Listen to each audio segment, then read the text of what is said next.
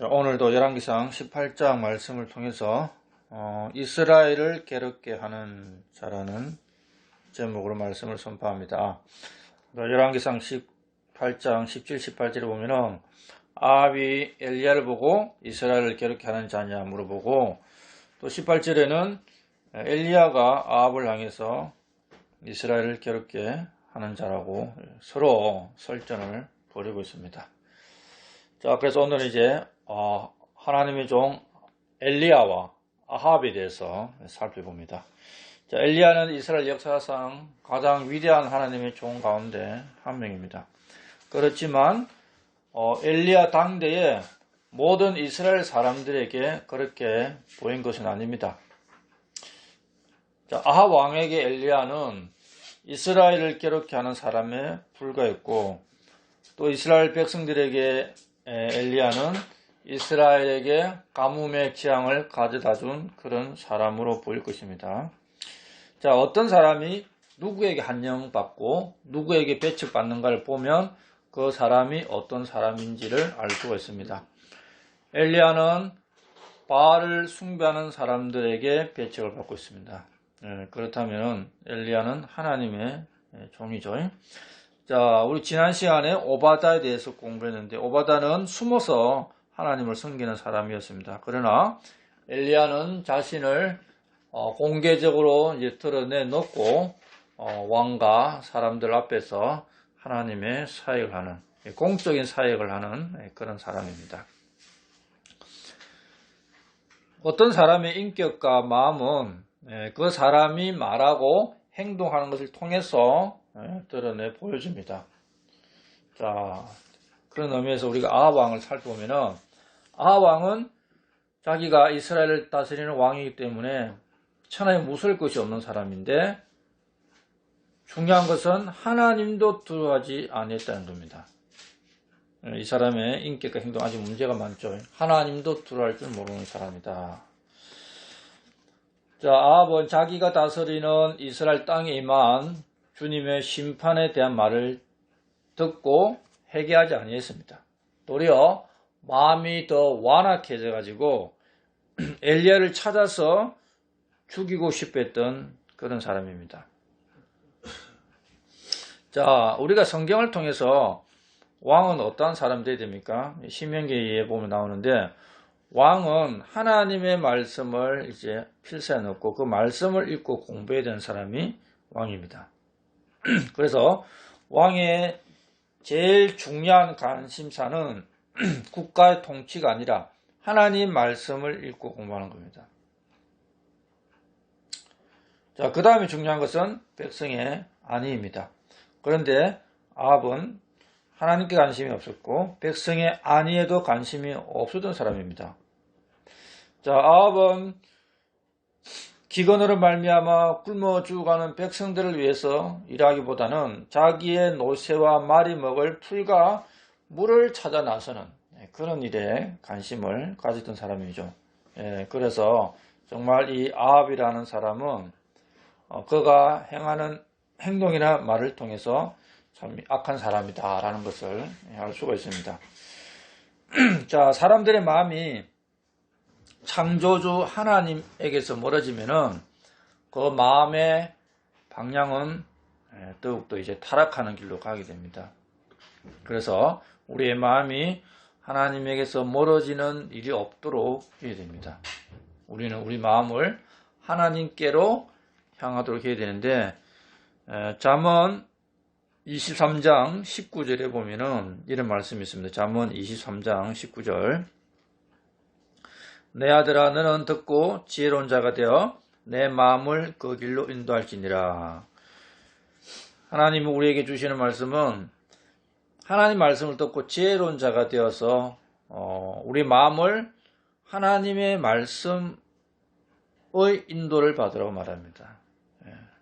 그래서 우리 마음이 하나님에게서 멀어지면은 큰일 나는 겁니다.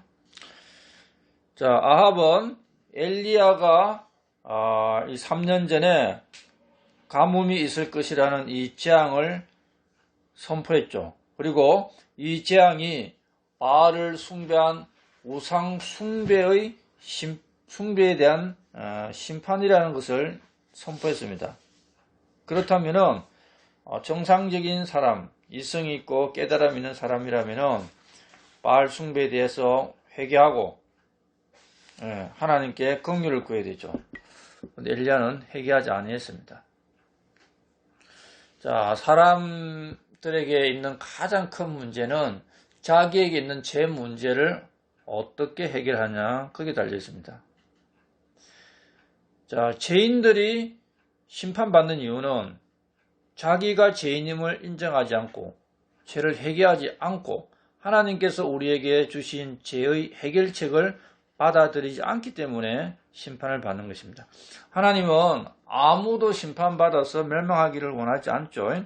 하나님은 사악한 자들이 악에서 돌이켜가지고 하나님께로 돌아와서 살기를 원한다고 성경 말씀하고 있습니다. 자, 에스겔 18장을 한번 찾아보세요. 에스겔 18장 27절, 28절, 30절 한번 읽어보겠습니다. 자, 죄인은 자신이 지은 죄로 인해 죽는 것이 아니라 회개하지 않고 돌이키지 않는 것 때문에 죽는다는 사실을 여기서 말씀해 주고 있습니다. 참으로 회개하고 하나님을 찾으면은 반드시 죄에 대한 용서를 받고 구원받게 되는 것입니다. 에스겔 18장 27절 한번 보세요. 다시 사악한 자가 자기가 행한 악에서 돌이켜 율법에 맞고 옳은 것을 행하면 그는 자기 혼을 살게 하리라. 자, 여기 나오죠. 악에서 돌이키면은, 그리고 율법에 맞고 옳은 것을 행하면은 자기 혼을 살게 한다. 그리고 28절, 그가 깊이 생각하고 자기가 범한 모든 범법에서 돌이킨 저 반드시 살고 죽지 아니하리라. 30절, 주 하나님이 말하노라. 오 이스라엘 집아, 그러므로 내가 너희를 심판하되 각 사람을 그의 길들대로 심판하리라. 회개하고 너희의 모든 범법에서 돌이키라. 그리하면 불법이 너희를 황폐하게 하지 아니하리라. 회개하고 돌이키고 하나님께로 돌아오면은 하나님은 언제든지 풍성한 은혜를 베풀어 주신다고 말씀하고 있습니다. 그런데 가뭄의 심판의 재앙을 받고도 아합 왕과 이스라엘은 자기들의 죄를 회개하지 아니했죠. 이 문제가 바로 완악함의 문제입니다. 자, 오늘날 많은 사람들은 아담이 죄를 지어서 우리에게 죄가 유전되었는데 우리가 왜 죄를 회개하고 하나님 믿어야 되느냐 이렇게 반문을 합니다. 복음 전하면은. 사람들은 아담과 조상들이 지은 죄만 기억하고 자기가 죄인이고 자기가 죄를 짓고 있다는 사실에 대해서는 전혀 깨닫지 못하고 있는 겁니다. 자, 모든 사람은 조상들의 죄, 아담이 지은 죄의 그 원인을 돌리고 자기들이 죄를 짓지 아니했다고 하면 안 되죠. 모든 사람은 자기 자신이 죄인임을 깨닫고 자기 자신의 죄를 해결해야 됩니다. 그리고 하나님은 죄 문제에 대한 해결책을 마련해 주셨습니다. 아담에게서 죄를 물려받았어도 죄에 대한 하나님의 해결책, 예수 그리스도를 받아들이면 죄 문제가 해결되는데 사람들은 아담이 죄를 지어서 우리에게 죄를 물려줬다. 이것만 원망하고 불평할 뿐이지 자기가 죄인이고 하나님께 이 죄 문제를 하나님께서는 우리의 죄 문제를 해결할 수 있는 완전한 길을 열어주시는데 불구하고 그걸 받아들이려 하지 않고 있습니다. 하나님은 사람들에게 문제 삼으시는 것은 물론 이제 죄를 지었기 때문에 심판받지만 죄 문제를 해결해 준 이 해결책을 받아들이지 않은 것 때문에 심판을 받는 거죠. 그래서 심판하는 겁니다. 모든 사람이 연약하고 죄를 지었고 죄를 짓고 살 수밖에 없다. 하나님 다 아시죠. 그리고 예수 그리스도 통해서 이 죄 문제를 해결해 놓았습니다. 그 사실을 받아들이지 않기 때문에 심판받고 지옥에 가는 것입니다. 자, 하나님이 엘리야를 보내신 것은 아합 왕과 이스라엘의 죄를 회개하고 돌이켜서 모든 죄에서 떠나게 하는 거죠. 하나님이 엘리야를 왜 보내느냐? 죄를 회개하고 죄에서 떠나라고 보낸 것입니다. 자, 하나님은 이 땅을 심판하죠. 그런데 그 심판 자체의 목적이 있지 않고 심판하시는 이유가 뭐냐? 악인들이 돌이켜서 회개하고 하나님께 돌아오기를 바라기 때문에 그러한 심정으로 징계하고 심판을 내리는 겁니다. 징계, 심판, 그것이 하나님의 목적이 아닙니다. 그럼 이제 우리에게 일어나는 여러 가지 문제들도 하나님께서 왜 우리에게 이런저런 문제를 일으키느냐, 하나님께서 왜 그런 문제를 우리에게 주시느냐 살펴보면은 우리도 우리의 마음이 높아진 데서 좀 낮아지고 하나님을 찾고 구하고 하나님의 은혜와 긍휼을 얻기 위해서 얻으라고 우리에게 이런저런 일들을 주시는 것입니다. 자, 하나님 원하시는 것은 사람들이 회개하고 죄에서 돌이키고 마음을 새롭게 하도록 하는 것, 이것이 주님의 목적입니다. 심판과 징계는 수단이죠. 심판과 징계는 수단입니다. 자, 엘리야를 통해서 가뭄의 재앙을 선포해서도 불구하고 아합과 이스라엘 백성은 누구 하나 회개하고 하나님께 돌아왔다는 그런 말이 없습니다. 자, 열왕기상 18장에 6절 한번 보세요. 열왕기상 18장 6절. 열왕기상 18장 6절에 보면은 이에 그들이 두루 다닐 땅을 서로 나누어 아합은 홀로 이 길로 가고 오바다는 홀로 저 길로 가니라. 왕궁에서 바알의 선지자들에게 둘러싸여서 놀고 있어야 할 아합 왕이 극심한 가뭄 때문에 자기가 직접 풀을 찾아 나서고 물을 찾아 나서는 그런 장면입니다. 딱하죠. 회개하고 하나님께 돌아가면 되는데, 그래서 이제 자기의 그 종 오바다를 데리고 나왔는데 이제 머리를 좀 썼어요. 좀 더 빠르고 효과적으로 물과 풀을 찾기 위해서 서로 길을 나누어 가지고 다른 길로 간 겁니다. 서로 다른 길로. 열왕기상 18장 1절에서 하나님은 엘리야에게 사마리아로 가서 아합 왕에게 자기를 보이라고 명령하셨죠. 그래서 엘리야는 하나님의 명령을 받아서 사마리아로 가고 있는데 이제 열왕기상 18장 5절에서 왕과 오바다가 이제 왕궁에서 나와가지고 물과 풀을 찾아서 나섰습니다. 서로 다른 길로 가버린 거죠. 이것은 하나님의 섭리라고밖에 볼 수가 없습니다. 서로 다른 길로 가고 있는데 오바다가 길에서 엘리야를 만나게 된 것입니다. 우리가 볼 때는 우연의 결과로 볼 수 있지만 이것은 우연이 아니라 하나님께서 자기의 일을 이루시기 위해서 오바다와 아합이 다른 길로 가게 하고, 그때 이미 엘리야는 사마리아로 가고 있고, 그래서 오바다가 가는 길에서 엘리야를 만나게 해준 것이죠. 주님의 섭리적 인도를 통해서 하나님 일을 이루기 위해서 이렇게 만남을 이루도록 한 것이죠. 그래서 우리가 하나님께 간구하고 기도하다 보면은 어디선가 이렇게 하나님이 준비하신 그런 사람을 만날 수가 있습니다. 그래서 이제 아합 왕과 오바다가 다른 길로 간 것은 하나님께서 이루시고자 하는 영적인 깊은 의미가 그 안에 들어있다고 볼 수가 있죠. 그리고 오바다의 이 순종을 한번 봐야 됩니다. 지금 3년 반 정도의 가뭄 때문에 어디에 물이 있고 어디에 풀이 있을 것이라 생각할 수가 없죠. 그런데 가뭄 가운데서 풀을 찾고 물을 찾는 이 일인데 그 일을 왕이 시키기 때문에 뭐 대꾸가 없어요. 아니 왕이요, 지금이 어느 때인데 몇 년 동안 가뭄이 있었는데 어디에 물이 있고 어디에 풀이 있겠습니까? 이런 말 없이 묵묵히 순종하는 마음으로 길을 나섰어요. 그때 엘리야를 만난 겁니다. 우리도 하나님의 말씀을 보니까 참 지금 우리의 상황에서 볼 때 도저히 순종하기에 힘든 그런 것들이 많아. 아합이 오바다에게 명령한 것도 마찬가지였죠. 그런데 그 말씀에 묵묵히 순종해서 갈 때에 어느 길에선가 엘리야와 오바다가 만나는 것처럼 하나님께서 우리의 길을 예비하시는 그런 것들을 만날 수 있다는 것을 우리가 영적으로 이 말씀을 통해서 배울 수 있어야 됩니다. 자, 또 오바다가 이제 아합 왕과 함께 있으면은 엘리야를 못 만날 수도 있죠. 그리고 엘리야를 만나지 못했다면은 오바다가 숨어서 하나님의 이 대언자들을 이렇게 먹여 살리는 이 귀한 사역이 드러나지 않았을 수도 있습니다. 그런데 하나님은 아합과 오바다가 서로 다른 길로 가게 하고, 다른 길로 가는 과정에서 엘리야를 만나게 하고, 그 과정에서 오바다가 하나님을 위해서 일하는 그런 것들이 드러나게 하고, 또 엘리야가 오바다에게 아합 왕에 가서 이제 구하라고 함으로써 이 갈멜산의 영적인 이런 전투가 일어나게 된 것입니다. 자, 열왕기상 18장 15, 16절 한번 보세요. 열왕기상 18장 15, 16절.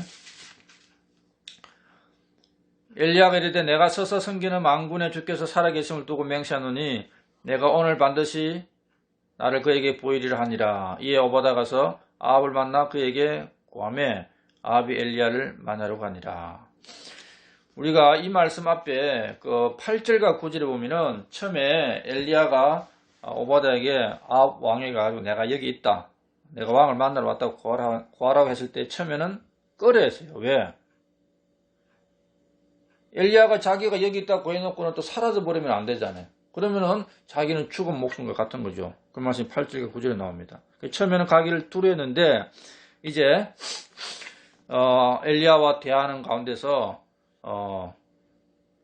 하나님께서 이 일을 하게 하셨다는 것을 깨닫게 되는 거예요. 이제 대화를 통해서, 교제를 통해서.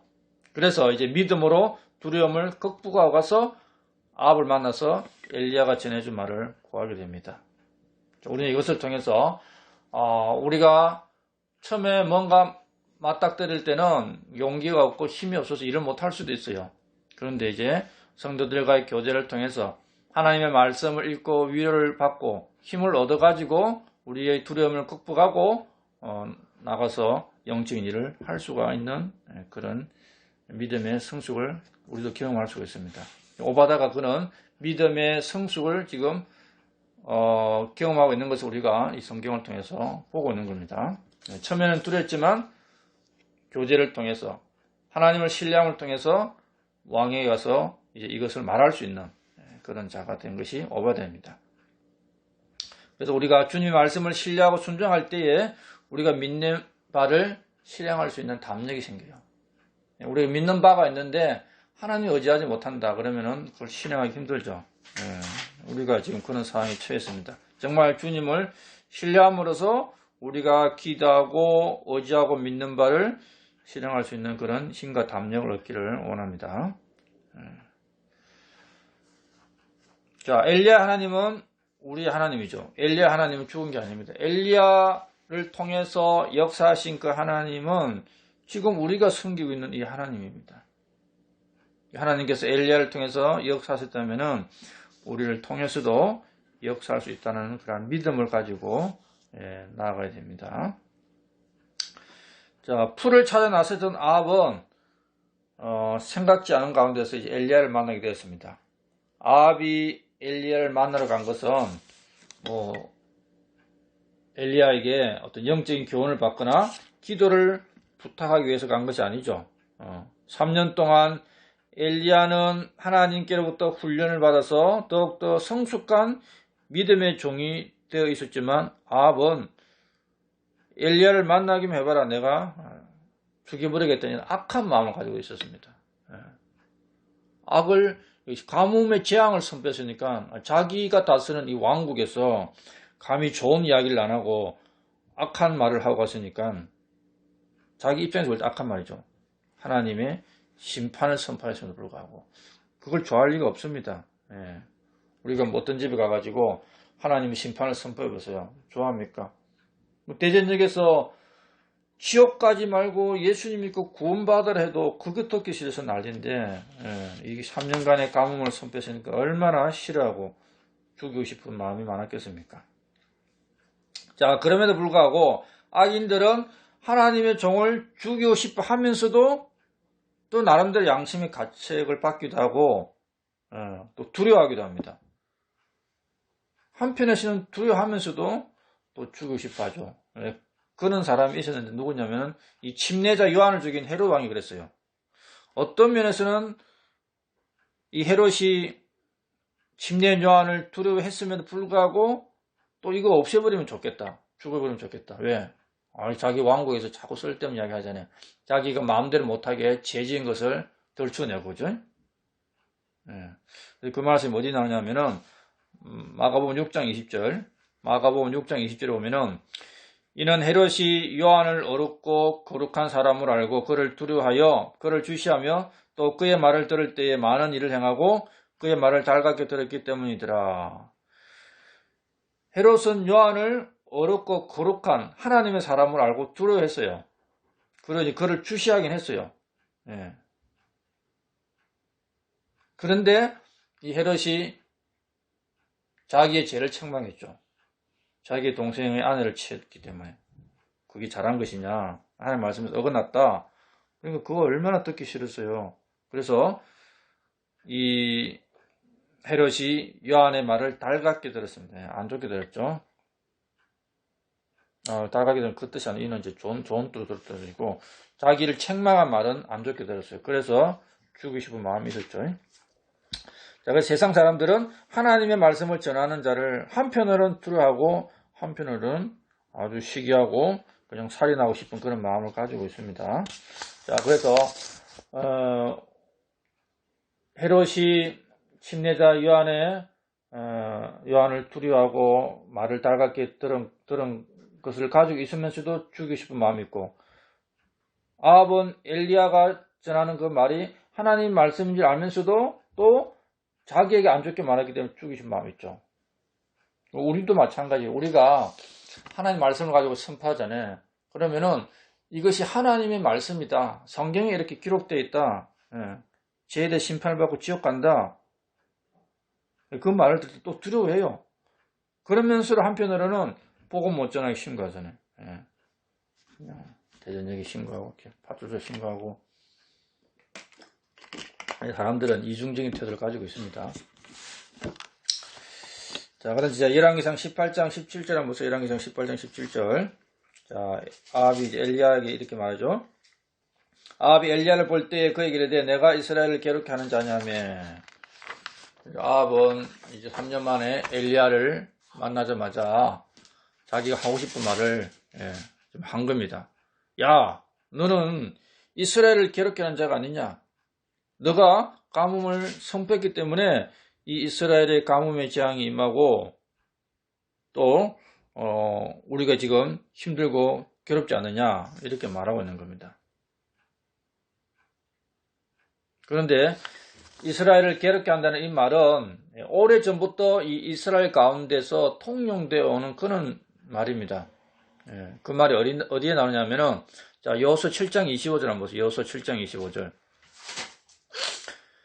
이스라엘 가운데서 이 말은 그동안 꾸준히 사용해온 그런 말들 중 하나입니다.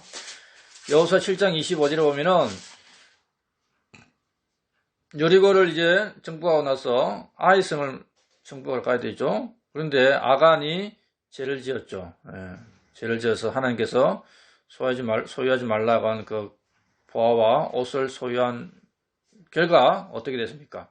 그 결과 조그만 아이성을 정복하지 못했죠. 그때에 이스라엘 백성들이 아간행했던 이야기가 있습니다. 여호수아 7장 25절 한번 보세요. 여기 보면은 여호수아가 이르되 내가 어찌하여 우리를 괴롭게 하였느냐? 주께서 이날 너를 괴롭게 하시리라 하며 온 이스라엘이 그를 돌로 치고 그들을 돌로 친 뒤에 불로 태우며. 자, 아간을 향해서 어찌하여 우리를 괴롭게 하였느냐? 그 말은 이스라엘을 괴롭게 하는 자라 이런 뜻이죠. 아간, 너는 이스라엘을 괴롭게 하는 자다. 너 때문에 우리가 이 작은 성 아이성도 정복하지 못했다. 이런 말들이 이때부터 사용되었는데 이 말을 지금 아합이 엘리야에게 사용하는 겁니다. 아합이 엘리야에게 뭐라고 말하고 있습니까? 너 이스라엘을 괴롭게 하는 자야. 이 말은 내가 어찌하여 우리를 괴롭게 하였느냐? 다른 말로는 너는 아간 같은 놈이다. 이 말이죠. 너는 아간 같은 놈이다. 그래서 이 말은 이스라엘을 괴롭게 하는 자, 내가 어찌하여 우리를 괴롭게 하였느냐? 너는 아간 같은 놈이다. 이런 뜻은 이스라엘 사람들에게는 뭔가 부끄럽고 치욕스러운 그런 말입니다. 아합은 엘리야를 아간에 비유했던 겁니다. 엘리야는 하나님께로부터 말씀을 받아서 가뭄의 재앙을 선포해가지고 이스라엘에 이제 가뭄이 내리고 기근이 내리고 큰 재앙이 임했죠. 이 엘리야가 선포한 것과 아가는 하나님 말씀을 어김으로 죄를 지어서 이스라엘을 괴롭한 것하고는 완전히 다른 것입니다. 그럼에도 불구하고 이 아합은 엘리야가 미웠기 때문에 아간에 비했죠. 자기들이 죄를 지어서 하나님께로부터 심판을 받고 있는데 자기들이 지은 죄를 누구에게 덮어씌우고 있는 겁니까? 엘리야에게 덮어씌우고 있잖아요. 엘리야에게. 죄는 자기들이 지었고 그 결과로 심판을 받는데 이 죄에 대한 심판을 선포한 엘리야에게 자기들이 지은 죄를 갖다가 덮어씌우고 있는 거예요.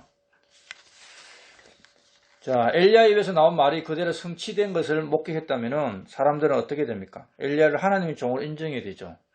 아니, 엘리야가 하나님께부터 말씀을 받아서 재앙을 선포했으면은, 또 그게 그대로 이루어졌으면은, 야, 이 사람은 하나님의 사람이다. 그러면은 엘리야에게서 답을 얻을 수 있겠다. 이렇게 생각이 되잖아요. 그런데 엘리야를 하나님의 종으로 인정하지도 않고 섬기지도 아니했죠. 도리어 전쟁 가운데서 이스라엘 패배하게 한 아간에 비유하면서 죽이고 싶어 했던 것이 바로 아합 왕입니다. 자, 이런 것을 볼 때에 하나님 말씀을 이 땅에 선포한다면은 우리도 엘리야처럼 아합이나 이스라엘 백성들로부터 환영을 받지 못한다는 것을 알 수가 있습니다. 특히 이제 복음을 전할 때 엘리야도 마찬가지죠. 너희들이 바알을 섬겼다. 하나님을 버렸다. 그래서 이 가뭄의 재앙이 3년 동안 올 것이다. 죄를 지적했잖아요. 죄를 지적하고 심판을 선포하는 메시지는 인기를 누릴 수 없습니다. 비난받을 수밖에 없습니다. 세상 사람들로부터. 노아도 그랬어요. 노아도. 죄 때문에 하나님이 이 땅을 물로 심판할 것이다. 죄를 지적하고 심판을 선포했죠. 너희들 구원받고 싶으니 배를 타라. 근데 아무도 안 탔죠. 가족들 외에. 자, 하나님의 말씀을 선포하는 하나님의 종들은 이 세상과 악인들로부터 적대심과 정오의 대상이 되는데 그것은 결코 이상한 일이 아니라는 겁니다. 자, 그리고 열왕기상 18장 18절 그가 대답하되 내가 이스라엘을 괴롭게 하지 아니하고 당신과 당신의 아버지 집이 괴롭게 하였나니 곧 당신들이 주의 명령들을 버렸고 당신이 바알들을 따랐나이다. 엘리야는 악한 아합 왕 앞에서 아무런 두려움 없이 그 아합 왕의 죄를 지적하고 심판의 원인을 선포했습니다. 내가 이스라엘 괴롭게 하는 게 아니라 아합 왕 당신이 이스라엘 집을 괴롭게 했다. 당신의 아버지 집이 그러니까 아합 왕의 아버지 오므리까지 있던 명이죠. 당신 아버지와 당신이 죄를 지어서 하나님의 심판을 받았다. 이렇게 아주 두려움 없이 선포하고 있습니다. 자, 사람은 이제 근거 없는 비난을 받을 때 황당할 수밖에 없죠. 엘리야가 그런 거야. 엘리야가 이스라엘을 괴롭게 한 적이 없습니다. 근거 없는 비난을 받았죠. 그럼에도 불구하고 자신을 비방하는 말에는 전혀 요동하지 않고 아주 그 말은 딱 일축해버리고 도리어 아합 왕의 아버지와 아합 왕에게 이 재앙의 원인을 돌렸습니다. 자, 죄인들에게 죄를 지적하는 것은 쉬운 일이 아닙니다. 우리가 딴 사람 죄 지적하면 얼마나 기분 나빠요. 우리도 똑같이 그렇게 느끼고 있죠. 그런데 이제 작은 실수가 아니라 아합의 아버지가 지은 죄는 이스라엘의 그 신앙을 갖다가 무너뜨린 거죠. 엄청난 큰 죄입니다. 그래서 이제 엘리야는 하나님께부터 말씀을 받아서 재앙을 선포하고 또 단도직입적으로 아합 왕에게 당신과 당신의 아버지 집이 하나님을 버리고 바알을 숭배했기 때문에 이 모든 것이 임했다고 목숨을 내놓고 지금 선포하고 있는 겁니다. 자, 이게 제 본질이 나오죠. 이 말씀 보면은 당신들이 주의 명령들을 버렸고 당신이 바알들을 따랐나이다. 제 본질은 주의 명령을 버리는 겁니다. 모든 죄의 뿌리는 주의 명령을 버리는 거죠. 하나님을 자기들의 등 뒤로 던져버리고 하나님 말씀, 하나님 명령 이걸 자기들의 등 뒤로 던져버립니다. 그리고 우리의 구원자 주님께 굴복하지 않는 것, 이것이 바로 죄입니다. 하나님의 권위에 반항하는 것, 이것이 죄인데 아합과 이스라엘은 첫 번째 계명부터 무너뜨렸죠. 하나님을 버리고 바알을 하나님으로 섬겼죠. 그리고 우상을 만들었고, 이스라엘에서는 주 하나님이 아니라 바알이 하나님이었던 거죠. 그러면 10계명의 첫 번째부터 이제 싸그리 이제 무너뜨리고 죄를 짓는 그런 악을 행했습니다. 자, 오늘날에도 이 엘리야와 같이 죄인들에게 죄를 지적하고 좀 하나님의 말씀에 의해서 감동받은 그런 사람들이 필요하죠.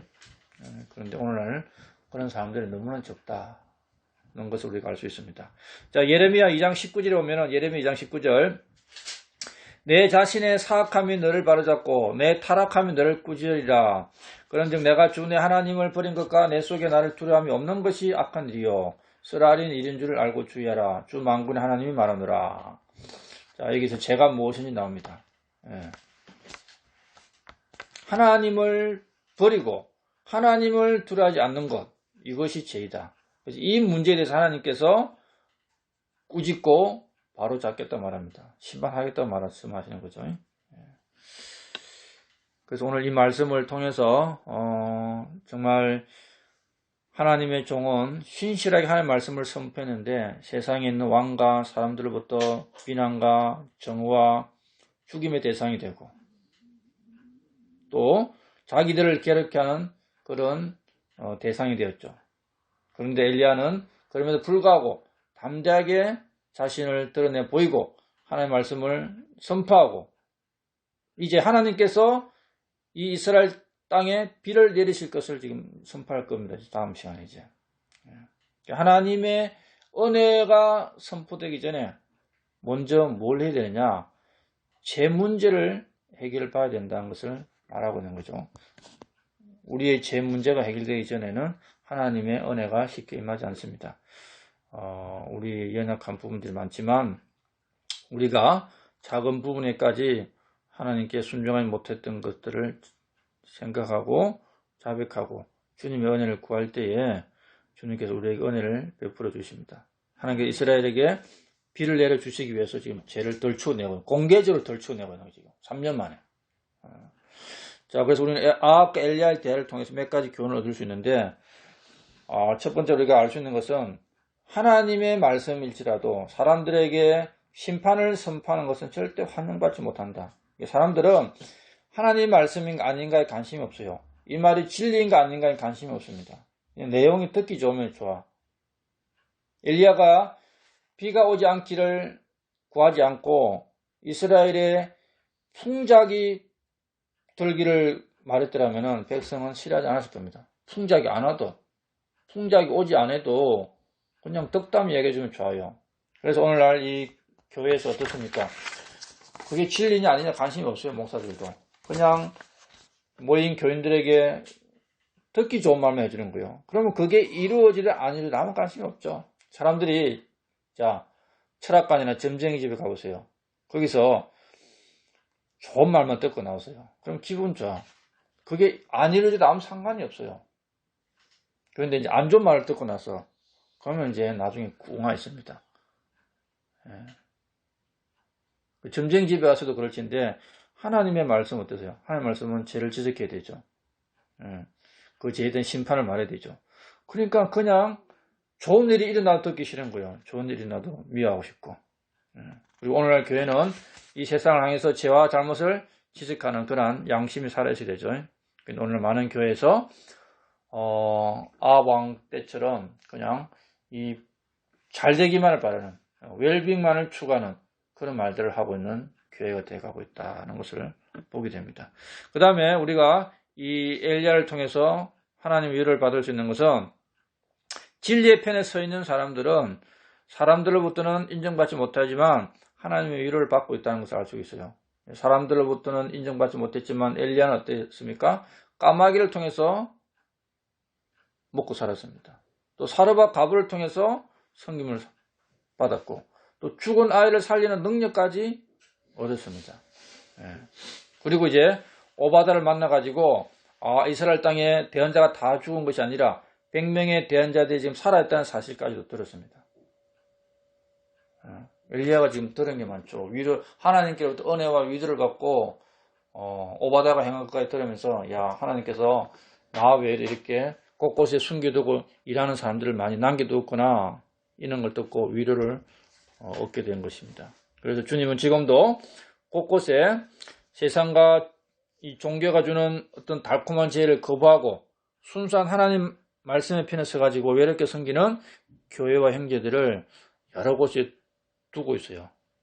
그걸 통해서 우리에게 힘과 위로를 주시고, 자, 엘리야의 하나님은 우리의 하나님이죠. 그러면은 이 엘리야의 하나님은 우리에게도 까마귀를 통해서 먹이고 사르밧 가브를 통해서 먹이고 죽은 자를 살리게 하는 그러한 놀라운 일들을 경험할 수 있습니다. 우리 날마다 죽은 자를 살릴 수 있죠. 어떻게? 복음을 전함으로. 복음을 듣고 사망에서 생명으로 옮겨지는 이러한 일들을 우리가 경험할 수가 있습니다. 자, 그래서 엘리야의 하나님은 우리의 하나님이다. 이러한 사실. 엘리야가 이스라엘 괴롭게 한 자가 아니다. 이러한 사실들을 오늘 말씀을 통해서 깨닫고 한 주간 동안 이 말씀들을 기억하면서 살아가기를 바랍니다.